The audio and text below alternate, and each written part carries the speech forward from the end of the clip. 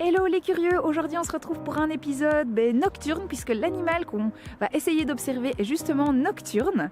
C'est un animal de nouveau avec des couleurs que je trouve juste magnifiques. Il est noir et jaune et c'est un animal, moi je trouve tellement ses couleurs sont super qu'on pourrait le retrouver dans les forêts tropicales. On ne s'attend pas du tout à l'observer ici en Belgique, pourtant c'est bien une espèce de chez nous. Alors cette espèce c'est la salamandre. En Belgique on n'a qu'une seule espèce de salamandre, c'est la salamandre tachetée, aussi appelée la salamandre terrestre. Pour m'aider à essayer de la repérer, parce que moi je ne l'ai jamais vue en fait, je me suis fait aider par Aurélie qui travaille justement chez Natagora et qui fait des recensements de population de salamandres pour Natagora. Et donc c'est elle qui va m'apprendre à les observer, les repérer et puis nous apprendre un tas d'autres choses. C'est parti!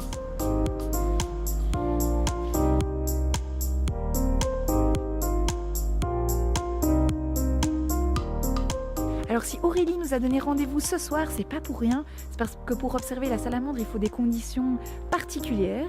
Déjà, il faut prendre des périodes spécifiques dans l'année. Ce sont les périodes où les salamandres se reproduisent, et ça c'est au printemps, de mars à juin, ou en automne, donc de septembre à début novembre. Et donc ici, on est début novembre, au début de ce mois-ci, et on peut encore donc les observer. Mais il faut aussi d'autres conditions. Ce sont des conditions d'humidité. Alors on a eu une nuit pluvieuse, orageuse, et donc toutes les conditions sont normalement réunies pour les observer. Pour savoir si l'individu que vous avez en face de vous est une salamandre, vous n'allez pas pouvoir vous tromper, on n'a qu'une seule espèce de salamandre en Belgique, et puis elle a un corps luisant noir avec des taches jaunes, donc elle est impossible à confondre avec d'autres espèces, et l'adulte mesure entre 15 et 20 cm à peu près. Les salamandres ont une longévité assez élevée, à peu près de 20 ans, car elles ont très peu de prédateurs à l'âge adulte, comme le témoignent leurs couleurs. En fait, ces couleurs vives, jaunes et noires, témoignent de leur toxicité. Elles ont du venin dans les glandes qu'on appelle paratoïdes, qui se trouvent derrière les yeux. Et ces taches de couleur représentent aussi leur carte d'identité, vu que chaque salamandre a des taches et une carte d'identité bien propre à elle.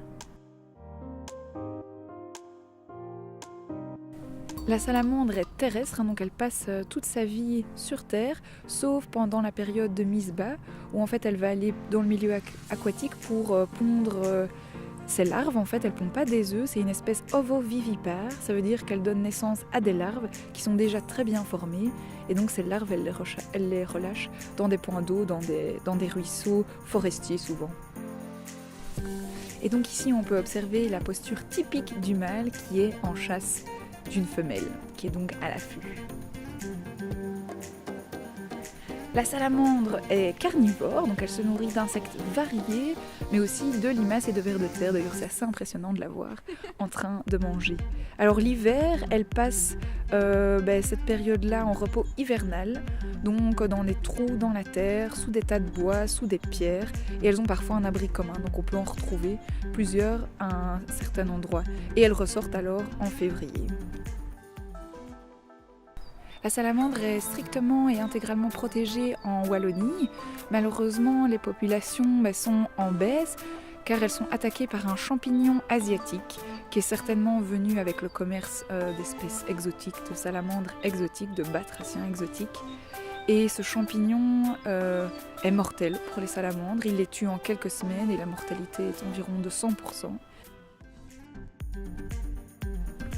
Alors qu'est-ce qu'on peut faire nous à notre niveau pour essayer de préserver la salamandre par rapport à ce champignon ? Tout d'abord, on peut nettoyer ses bottes quand on revient de promenade et les laisser sécher pour éviter la propagation de ce champignon, et puis surtout éviter d'acheter des animaux exotiques qui viennent de très loin parce qu'ils apportent des maladies avec eux contre lesquelles nos animaux originaires d'ici ne savent vraiment pas se défendre.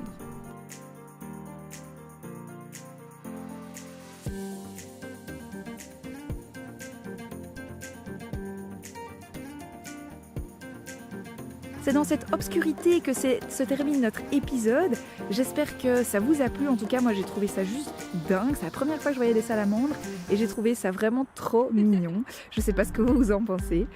Et puis, je vous dis à tout bientôt pour un nouvel épisode. Mais surtout, n'hésitez pas à me faire part de ce que vous voudriez que je présente aussi. Si vous avez une espèce qui vous tient vraiment à cœur ou autre chose en Belgique que vous aimeriez découvrir, laissez-moi un commentaire. Et puis nous, on se retrouvera dans un épisode un peu plus ensoleillé, je pense. Ciao, ciao!